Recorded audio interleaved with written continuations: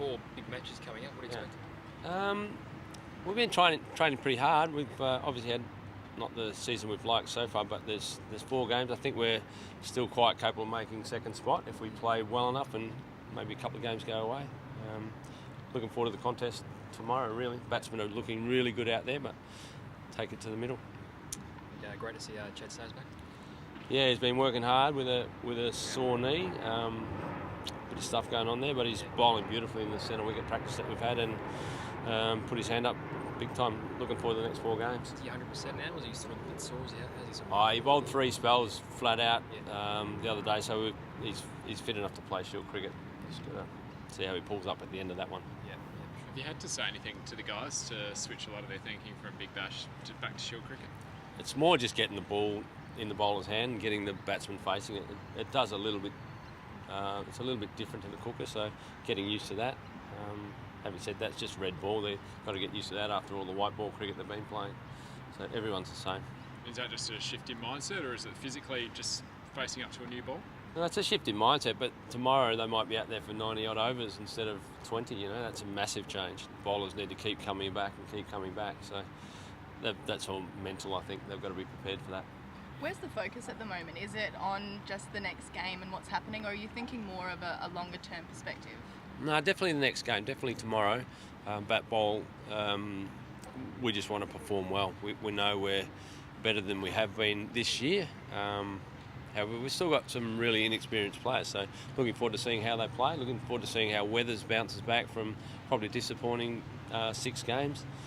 Chad Sayers gets another opportunity to put his hand up for Ash's selection, and if he has a good 4 weeks. Nick Winter, looking forward to seeing how he goes with the Duke in his hand again after some struggling a little bit with the cookers. So there's a real lot to look forward to. We want to see our players perform. That's why the coaches coach, to see them perform. They play to perform out there. Nick Winter was super impressive at the end of last season with the Dukes ball. What can we expect from him at the end of this season? Well, he went and played a Duke ball in Brisbane and took 8 for, so we're hoping to see that again. He took 4 5s in 5 games last year, so he's excited. He's swinging it a lot, so we'll see what happens. I think opposition will be definitely prepared for him a little bit better than they were last year, though, so he's going to have to work for him. Will Travely come up higher in the order? Where will he sort of play? No, he'll stay. I think he's looking at batting at 4, so that's his spot in the Shield side. If he wants to go higher, he'll go higher, but I think his spot in the Test team is probably around that mark, so he's comfortable there.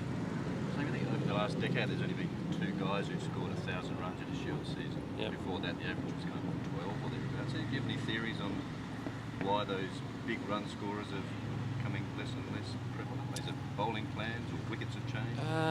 I'd like to say the wickets have changed, but I think even in the past they've gone up and down. You got drop in wickets, that's one thing that's definitely changed. There's a little bit more in them because they leave more in them because they don't break up and spin like the old wickets used to. So we all leave more grass on it. It's a little bit more of a challenge in the first 2 innings. I don't think the bowlers have improved massively. I think if we had the Test bowlers, you could say that, but we rarely face them. I think it's just the pitches, people going a little bit harder trying to get results might play a bit of a part. So I couldn't put too much more on it than that. Maybe we've got to be a bit more patient with the batters. We're trying to get 20, 21-year-olds, maybe looking at more 25, 26-year-olds before they're ready to go in Shield cricket. So might need to shift our focus there. There's a lot of questions being asked at the moment why batting's doesn't seem to be as good as it was, but I certainly don't have the answers. I'd put it down to the wickets at the moment. So is T20 a factor as well? Is that changing the way people play? There's a lot more shots being played in T20, but our players have certainly adjusted. There's no slogging in there. It's a lot about forward defence and leaving and having great technique. So they've just got to take it out there into the middle. They're quite capable. How hard is it for the players to adjust from obviously back in December playing and now coming back after a few months break? Yeah, it's a 10-week break since we've had red ball, but it's the way of the world. Test players, internationals have to do it all the time, so there's no excuses. It is tougher. You see a ball that you would have been putting over the fence for 6 and you have to defend it or leave it. It's a massive change, and we've had some of our guys have had less than a week.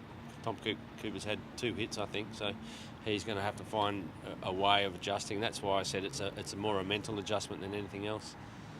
but they've had a little chance with practice, and hopefully they have another net tomorrow. And the challenge is to do it out there in the middle. Is there a chance you go in without the specialist spinner for this game? Popey's another one that's struggling, trying to find a way with the Duke. He hasn't had one in his hand, and he's had a slight change of action throughout the Big Bash, trying to bowl a bit quicker. So it'll be a big ask for him to go out there in a game. So we'll probably look at 4 quicks. Does that also the Duke's ball come into thinking with that? Oh, definitely. We think it'll swing the whole time. So all of our quicks will have a part to play. More the fact that Popey's got to get used to his new action and getting used to the Duke in his hand.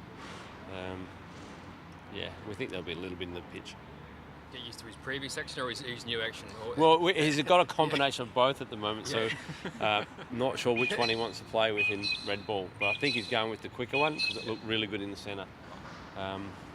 We'd love to play him, but we're still probably putting our faith in the 4 quicks. Like Rashid, is it? Rashid Khan, type faster. Everyone's trying to do that in 2020, and I think it'll be effective on our pitch out here, but he's just got to start getting it right with the red ball. It feels different in his hand. I was going to ask what difference it makes for a leggy with the Duke's ball. Yeah, not a lot. It did say something about the drift. It moves a little bit more in the air, so but that could be the fact that he's bowling a bit quicker, putting a bit more work on the ball. It's also I think it's a little bit smaller, so it feels a bit different in his hand. It's a big adjustment, and a white ball game to the red ball with different ball. For a leggy, it's hard enough when you play with the same one for the whole time.